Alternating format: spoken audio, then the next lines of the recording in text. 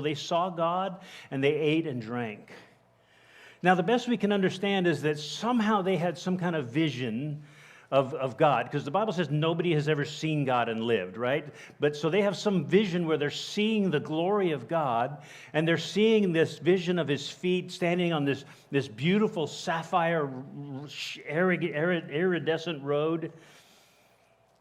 And when the 70 elders, Aaron, Nadab, and Abihu, now Joshua stays up on the mountain with Moses, return, they come back with firsthand eyewitness reports that God is up on that mountain.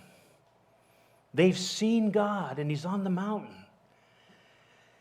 And then the children of Israel, on top of that report, look at verse 16 of chapter 24. It says, "Now the glory of the Lord rested on Mount Sinai, and the cloud covered it 6 days. And on the seventh day he called Moses out of the midst of the cloud, and the sight of the glory of the Lord was like a consuming fire on top of the mountain in the eyes of the children of Israel." So the very visible glory of God, which looked like a consuming fire, was up on Mount Sinai on the top of the mountain in the eyes of all of Israel. They can see it all.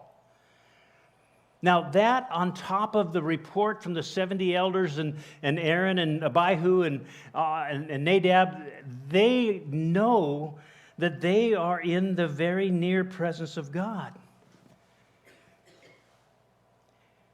Now, if we were in that crowd, based on eyewitnesses and what you can see with your own eyes, surely you would know that God is right there, 5,000 feet above their head.